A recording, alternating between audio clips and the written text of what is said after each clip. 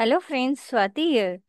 Friends, जैसे कि हमने बात करी थी कल के दिन मार्केट काफ़ी अच्छा रहा। और एफआईए की एक्टिविटी से शुरू करते हैं। एफआईए की एक्टिविटी रही थोड़ी सी अच्छी रही है। एफआईए ने भी परचेजिंग करी है, बट कैश में परचेजिंग करी है, बट ओवरऑल सेलिंग ही करी है। आप देख सकते हो एफआईए इंडेक्स ऑप्शंस में सेलिंग करके गए हैं 18,900 करोड़। और स्टॉक ऑप्शंस फ्यूचर्स में भी दोनों में सेलिंग करके गए हैं। एफआईआई ने कैश में मार्केट में जरूर परचेसिंग करी है 1,076 करोड़ की, और डीआई ने भी परचेसिंग करी है 2,566 करोड़ की। राइट। ये थोड़ा सा अच्छा सिनेरियो रहा। अब इसके बाद अगर हम निफ्टी और बैंक निफ्टी की पहले देख लेते हैं कि कल किस तरीके से मार्केट रहा। कल मार्केट ओपनिंग दी थी 500 के नीचे नहीं रह पाया। जैसे कि हमने बात करी थी 580 के ऊपर जाता है तो हमें 600 और 800 तक के लेवल्स आराम से मिल सकते हैं। आज भी अगर सस्टेन करता है तो 620 के ऊपर, तो 20 के ऊपर ही रहता है और नीचे नहीं जाता है, तो हमें आप बड़ा लेवल मिल सकता है जो कि 800 850 तक का रह सकता है। निफ्टी का एक्सपायरी भी है, तो इसमें इसीलिए बात कर रहे हैं हम। अगर इसको 1 घंटे के टाइम फ्रेम पे देखेंगे तो आपको थोड़ा सा और क्लैरिटी होगी मैं ऐसा क्यों कह रही हूँ। राइट। इस तरीके से ये डब्लू पैटर्न पूरा हो जाएगा जो 800 पे हो रहा है। राइट। इसीलिए मैंने ये लेवल दिया है। अगर आप भी देखेंगे इसको, आप इसको अलग अलग तरीके से, चार्ट को अलग अलग तरीके से प्रिडिक्ट देख सकते हो, रीड कर सकते हो। जरूरी नहीं है जो मैं रीड कर पा रही हूँ वही आप कर पाओ। डिपेंड करता है कि आप किस तरीके से चीजों को देख रहे हो। राइट। ये एक साइकोलॉजिकल फैक्टर भी है कि आप किस आपकी मेंटल स्टेबिलिटी कितनी है, और किस तरीके से किस चीज को किस तरीके से देख रहे हो। अ, उससे वही एनर्जी आपको कंज्यूम होती है। पॉजिटिव तरीके से देख रहे हो तो पॉजिटिव एनर्जी मिलेगी। जैसे आप होते हो, आपको like, I don't want to divert this point. Right. उसके लिए मैं एक अलग वीडियो बनाऊंगी। फिलहाल बैंक निफ्टी को देख लेते हैं। बैंक निफ्टी का जो चार्ट रहा था कल के दिन, वो एग्जैक्टली कंसोलिडेशन स्टेट में रहा था। राइट। ये 1 घंटे का चार्ट है। इसमें एग्जैक्टली कंसोलिडेशन में ही चला। और अगर 15 मिनट के चार्ट पे देखेंगे तो आपको यही चीज दिखेगी कि ये 800 के ऊपर नहीं जा पाया, 730 पे। हालांकि ओपनिंग तो अच्छी खासी हुई थी 55,800 पे, बट उसके नीचे नहीं रह पाया, और उसके ऊपर नहीं जा पाया, सॉरी। राइट। यहाँ ओपनिंग हुई थी 700, लास्ट किया था 732। राइट। और लास्ट के टाइम पे थोड़ा सा अपसाइड में ही क्लोज हुआ है। यानी कि एफआईआई सेलिंग करना चाह रहे थे, बट इतना ज्यादा सेलिंग नहीं कर पाए, वो परचेजिंग में ही है। और अभी उनको परचेजिंग ही करनी पड़ेगी क्योंकि आज, सॉरी, आज 5th है। तो आज इसमें सेलिंग भी हो सकती है काफी अच्छी खासी, क्योंकि गोल्ड में उनको परचेजिंग करनी पड़ेगी। तो वो गोल्ड पे भी आते हैं, मेटल्स में भी आते हैं। क्योंकि कॉन्ट्रैक्ट्स आपको पता ही है, 5 तारीख को सारे कॉन्ट्रैक्ट्स करते हैं मेटल्स के। तो गोल्ड और सिल्वर में आज अच्छी खासी परचेजिंग रह सकती है। सेंसेक्स का लेवल अगर हम चेक करें तो सेंसेक्स 15 मिनट्स के टाइम फ्रेम पे बिल्कुल निफ्टी की तरह ही रहा, जो कि अपसाइड में ही है अभी। जब तक इसके ऊपर नहीं टिकता है हम बहुत ज्यादा अपसाइड में नहीं देखेंगे। 81,060 के ऊपर टिकना चाहिए मार्केट। अगर ये टिक जाता है तो हमारा 81,000 पहला लेवल है, 81,380 का। फिर उसके ऊपर 81,680 का। राइट। ये लेवल्स हैं। और विक्स भी काफी लो पे क्लोज हुआ है, जो कि 16 के काफी नीचे है, 15.7 पे क्लोज हुआ है।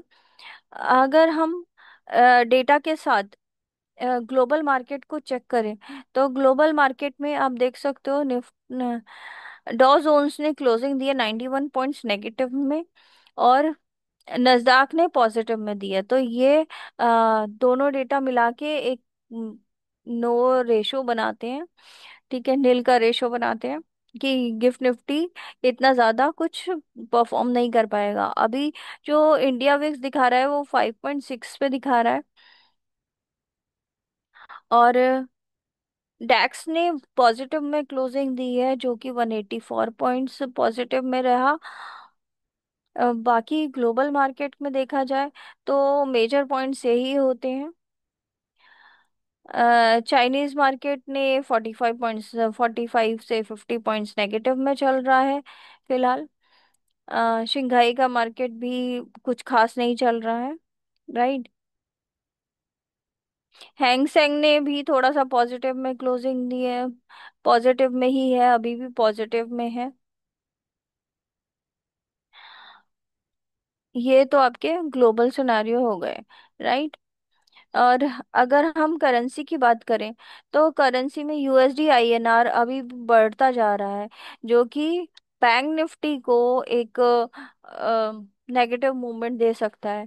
अगर से आरबीआई की पॉलिसी कल के दिन जो आने वाली है वो 50 बेसिस पॉइंट्स नहीं घटाती है इंटरेस्ट रेट, तो बहुत ज्यादा नेगेटिव हो जाएगा, जो कि बैंक निफ्टी जो है 52-53 थाउजेंड तक भी जा सकता है, राइट।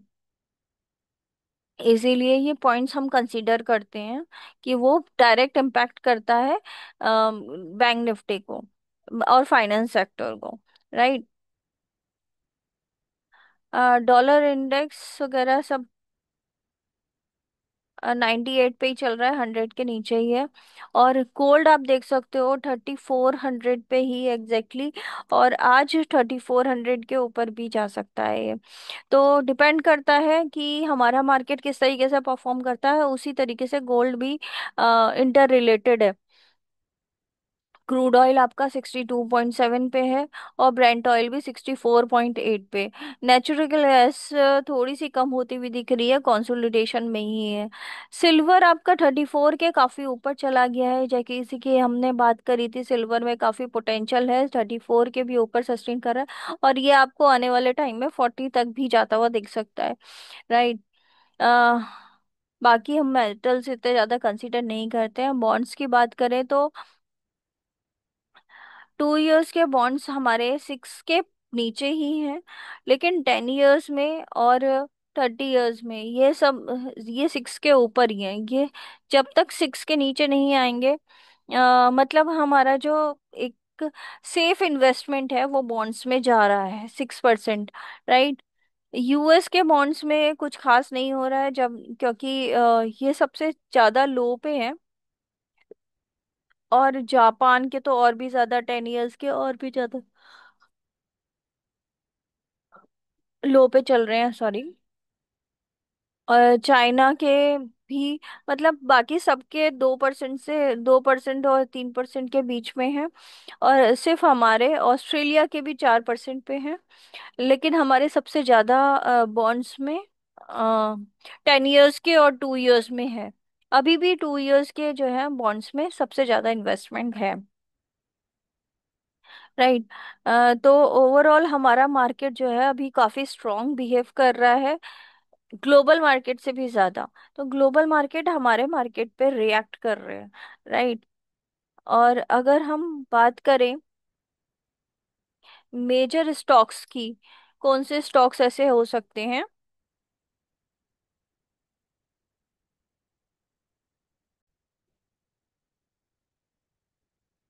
तो हम स्टॉक्स की बात कर रहे थे, हम स्टॉक्स में चेक करेंगे कि किसका एलटीपी जो है, कौन ज्यादा पोटेंशियल रखता है आगे मूव करने के लिए। एक तो भारतीय इलेक्ट्रॉनिक्स है, 390 पे है, और इसमें काफी अच्छा पोटेंशियल है, इसके फंडामेंटल्स भी देखेंगे हम। तो भारत इलेक्ट्रॉनिक्स के फंडामेंटल्स भी काफी स्ट्रांग है, राइट। उसके प्राइस के अकॉर्डिंग भी काफी स्ट्रांग है। इवन प्राइस वाइज लेके चलेंगे तो 500 के नीचे के वाले ही देखेंगे। अभी 390 पे है और ये अच्छा खासा अपसाइड में जा सकता है। इसके अगेंस्ट में हमें इसको चार्ट पे भी देखना होगा। पहले कंसीडर करते हैं कि कौन कौन से स्टॉक्स हमें चार्ट पे देखने हैं। राइट। HCL आईटी के स्टॉक्स हैं, और इंडसइंड बैंक बैंकिंग सेक्टर को इफेक्ट करता है। आईटीसी डायरेक्टली निफ्टी को इफेक्ट करता है, और सेंसेक्स को भी इफेक्ट करता है। राइट। तो 417 पे है। जब तक ये 420 के नीचे है, आप थोड़े थोड़े कंसोलिडेशन में परचेज कर सकते हो। और अगर ये 300 के आसपास जाता है, 380, 360 और 80 के बीच में, तो आप भर भर के इसको परचेज कर सकते हो, क्योंकि इसमें पोटेंशियल बहुत ज्यादा है। राइट। स्टील का मार्केट भी नहीं उठ रहा है, तो हम ज्यादा स्टील में नहीं जाएंगे। एनटीपीसी की बात करें तो ये जो पब्लिक सेक्टर रहेंगे, ये काफी अच्छे रहेंगे। एनटीपीसी, ओएनजीसी 200 के ऊपर ही है। जब तक 220 के नीचे नहीं जाता है, तब तक ये अच्छा ही रहेगा। और पावर ग्रिड भी आपको आगे आने वाले टाइम में काफी अच्छा पोटेंशियल दे सकते हैं। रिलायंस जैसे कि हमने बात करी थी, 20 पॉइंट्स प्लस में ही क्लोज हुआ है, ये 18 पॉइंट्स प्लस में। राइट। 1400 के नीचे नहीं जा पाया, और 1400 से सपोर्ट लेके वापस से अपसाइड में आ गया। फार्मा सेक्टर अभी फिलहाल नहीं चल रहे हैं एक दो दिन से। जब मार्केट गिरता है फार्मा सेक्टर मेनली तब चलते हैं। एसबीआई एसबीआई और पीएनबी में काफी अच्छा पोटेंशियल है, जैसे कि पब्लिक सेक्टर बैंक है। और एसबीआई तो आपको अच्छा खासा मिल सकता है देखने में, जो कि 1500 के ऊपर भी जा सकता है आगे आने वाले 2 से 3 साल में। तो एसबीआई में परचेजिंग कर सकते हैं, हम धीरे धीरे करके खरीद सकते हैं। 750 के ऊपर जब तक है, तब तक बहुत अच्छा ही है। राइट। ऐसे ही हम HDFC तो मुझे कुछ ऐसा खास नहीं लग रहा है, लेकिन जियो फाइनेंस अच्छा है, जो कि 290 पे है, और रिटर्नल भी अच्छा ही है 245 पे। तो इसको अगर चार्ट पे रीड करेंगे तो हम देख लेते हैं।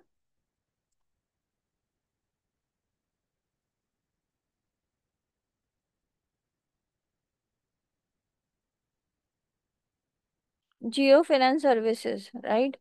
एनएससी पे चेक करते हैं तो एनएससी पे ये अच्छा ही है। ये 15 मिनट के टाइम फ्रेम पे हम इसको वीकली टाइम फ्रेम पे या डेली टाइम फ्रेम पे देखेंगे तो ज़्यादा अच्छा रहेगा, क्योंकि ये हम लॉन्ग टर्म के लिए परचेज कर रहे हैं। राइट। जब हम लॉन्ग टर्म के लिए परचेज करते हैं तो हम वीकली टाइम फ्रेम पे और इसको डेली टाइम फ्रेम पे देखते हैं। डिपेंड करता है आपको कितना टाइम के लिए रखना है। राइट। अगर आप यहाँ पे भी परचेस करते हैं 260 के आसपास, तो भी बहुत अच्छा है। जहां तक है ये अपसाइड में जाने के लिए इसको एक बार वापस से नीचे आना चाहिए, जो कि 220 के आसपास है। राइट। और इसमें ज्यादा डेटा नहीं है टेस्ट करने के लिए, तो वीकली टाइम फ्रेम पे इतना ही दिख रहा है। अगर इसको डेली टाइम फ्रेम पे देखेंगे, मैं एक दो चार्ट आपको दिखा रही हूँ, बाकी आप अपने आप रीड करिए, आपको कॉन्फिडेंस ज्यादा आएगा। राइट। हाँ, आपको समझ भी आएगा कि किस तरीके से रीड करना है। अब आप बैक टेस्ट करना चाहेंगे तो बैक टेस्ट इसमें आराम से हो जाता है, इस तरीके से। डिटेल में वीडियो बनाऊंगी मैं इसकी भी अलग से, कि सिंपल तरीके से रीड को कैसे करते हैं चार्ट्स को। चार्ट में बहुत ज्यादा टिपिकल बनाने की जरूरत नहीं है, बहुत आराम से चार्ट रीड हो जाते हैं। सिर्फ RSI एक इंडिकेटर लगा लीजिए अगर आपको ज्यादा चाहिए तो, जो कि 16 के 50-60 के ऊपर रहता है, तो अच्छा ही है। राइट। तो काफी अच्छा रहता है। और अभी जैसे कि इसमें दिख रहा है जियो फाइनेंस में डेली टाइम फ्रेम पे ये अप साइड में ही है। इसमें स्टॉप लॉस लगा के अगर आप परचेजिंग में रहते हैं तो यहाँ पे हर बार आपको सपोर्ट मिलता हुआ ही दिखेगा इस लाइन पे जब तक रहेगा। जब 320 के ऊपर जाएगा तो ये और ज्यादा बाउंसिंग सिचुएशन दे सकता है। राइट। और ऐसे ही अगर हम रिलायंस को काउंट करें, रिलायंस निफ्टी को डायरेक्टली इफेक्ट करता है और यहाँ पे कंसोलिडेट कर रहा है, 1460 के ऊपर नहीं जा पा रहा है डेली टाइम फ्रेम पे। ये 1460 से आके फिर से रिजेक्शन ले सकता है, 1460 पे ही इसका रिजेक्शन है। और अगर अ, इसको नीचे आना है एम पैटर्न में जाके ऐसे करके एम पैटर्न बनाना है, हो भी सकता है। वो भी कुछ भी हो सकता है क्योंकि वॉर की सिचुएशन ऐसे चल रही है इस टाइम पे। ये जो है एम पैटर्न इस तरीके से बना सकता है। अब यहाँ पे कौन कितना कंसोलिडेट करेगा डिपेंड करता है। राइट। तो अभी अगर आपको इसके बारे में बहुत ज़्यादा लंबी हो जाएगी वीडियो, इसके बारे में अगर ज़्यादा डिटेल में चाहिए तो प्लीज़ आप मुझे कमेंट करके बता सकते हो, मैं आपको डिटेल वीडियो बना दूंगी। Thank you. Thank you so much. आज के लिए फिलहाल इतना ही। और मार्केट के लेवल मैंने आपको बता दिए हैं, ऊपर की साइड नीचे की साइड। अगर आज का लेवल देखें तो निफ्टी 25,000 जब तक 820 के ऊपर नहीं जाता है तब तक हम अपसाइड में नहीं जाएंगे, क्योंकि ये डब्लू पैटर्न तो बना रहा है बट एम पैटर्न ऑलरेडी बना चुका है। तो डिपेंड करता है कि ये कब तक इसमें कंसोलिडेट करता है। यहाँ पे कंसोलिडेट करने के बाद ही हमें ऊपर के या नीचे के लेवल मिल सकते हैं। अभी फिलहाल ट्रायंगल भी है, तो अगर ट्रायंगल ब्रेक करके ऊपर की साइड जाता है तो हमें अच्छे खासे ऊपर के लेवल मिल सकते हैं। बट लगता नहीं है क्योंकि रिजेक्शन काफी पीछे से फेस कर रहा है। राइट।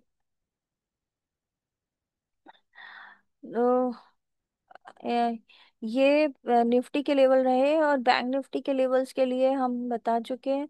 56,000 ऊपर की साइड है, 56,200 के ऊपर जब तक सस्टेन नहीं करता हम बहुत ज्यादा ऊपर नहीं जा पा रहे। राइट। और ये आरबीआई की पॉलिसी के पास ही खुलेगा और मतलब अप साइड में या डाउन साइड में जा सकता है बहुत ज्यादा। तो डाउन साइड में जाने के चांसेस ज्यादा हैं rather than upside। Right. 54,000 first support रहेगा, फिर इसके नीचे 53,000 और उसके नीचे फिर 50,000 तक भी जा सकता है ये। राइट। जाने को तो 49,000 तक भी जा सकता है। डिपेंड करता है, बहुत ज्यादा गलत कोई सिनेरियो नहीं बन जाता तब तक, क्योंकि वॉर्स भी चल रही हैं, वॉर्स पे भी ध्यान रखिएगा। और यूक्रेन और रशिया के वॉर ने तो मतलब काफी टाइम हो गया, 1 साल से भी ज्यादा हो गया है, और ये वर्ल्ड वॉर की तरफ जाते हुए दिख रही है। तो थोड़ा सा समझाना होगा, मतलब इनको खुद को समझना होगा। राइट। हम ज्यादा इसके ऊपर डिस्कस नहीं करेंगे, अपने लेवल्स पे रहते हैं और लेवल्स हमारे ऑलरेडी क्लियर हो चुके हैं। तो नीचे का मार्केट कहाँ जा सकता है और ऊपर का मार्केट मैं ऑलरेडी आपको बता चुकी हूँ सारी चीजें। आपको ट्रेडिंग आपको करनी है अपने लेवल्स पे। आप ट्रेडिंग करेंगे तो इसको 5 मिनट्स के चार्ट पे लगा के करेंगे, और जिसमें भी करेंगे डिपेंड करता है उसको, आप अपने हिसाब से इसको सेट कर लीजिएगा। राइट। तभी आपको क्लैरिटी ज़्यादा मिलेगी। जब आप, अभी तो मैं लैपटॉप पे कर रही हूँ पर मैं मोबाइल पे भी इसी तरीके से चार्ट रीड करती हूँ, और मोबाइल में भी आराम से बैक टेस्टिंग हो जाती है। तो जरूरी नहीं है आपको लैपटॉप चाहिए ट्रेडिंग के लिए। Thank you. Thank you so much.